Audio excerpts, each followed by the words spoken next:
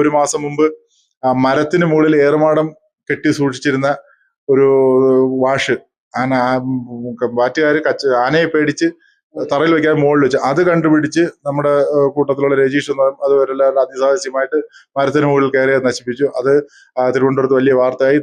എന്നെയാണ് നേരിട്ട് നമ്മുടെ അഡീഷണൽ കമ്മീഷണർ അദ്ദേഹം വിളിച്ചു നമ്മുടെ ടീമിനെ അപ്രീസിയേഷൻ അറിയിക്കുകയും റിവാർഡ് തരികയൊക്കെ ഉണ്ടായി. അപ്പോൾ തിരുവനന്തപുരം സംസ്ഥാന തലത്തിൽ തന്നെ അഗളി റേഞ്ചിന്റെ പ്രവർത്തനങ്ങളെ കുറിച്ച് നല്ല മതിപ്പാണ്.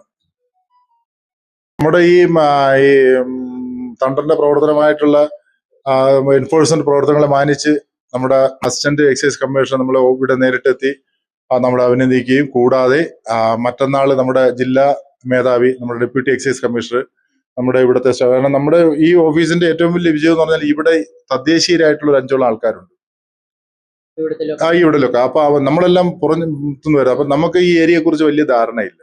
പക്ഷെ അവർക്കാകുമ്പോൾ ഒരു ഏരിയ അറിയാം, അവർക്ക് അവിടെ സുഹൃത്തുക്കളും ബന്ധം ഒക്കെ ഉണ്ട്.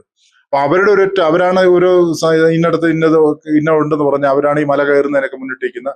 അപ്പൊ അവരെയും കൂടെ അതിൽ അവരുടെ പേര് ഭോജനം, രംഗൻ, ചന്ദ്രൻ, ചന്ദ്രകുമാർ, രജീഷ്, ഇങ്ങനെ 5 പേരാണ്.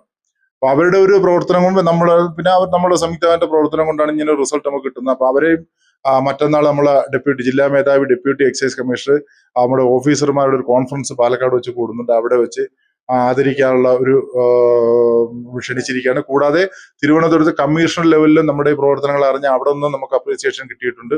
കാരണം ഒരു മാസം മുമ്പ് മരത്തിന് മുകളിൽ ഏറുമാടം കെട്ടി സൂക്ഷിച്ചിരുന്ന ഒരു വാഷ് ബാറ്റുകാർ ആനയെ പേടിച്ച് തറയിൽ വെക്കാൻ മുകളിൽ വെച്ച് അത് കണ്ടുപിടിച്ച് നമ്മുടെ കൂട്ടത്തിലുള്ള രജീഷ് എന്ന് പറയും അതുവരെല്ലാവരും അതിസാഹസ്യമായിട്ട് മരത്തിന് മുകളിൽ കയറി നശിപ്പിച്ചു. അത് തിരുവനന്തപുരത്ത് വലിയ വാർത്തയായി.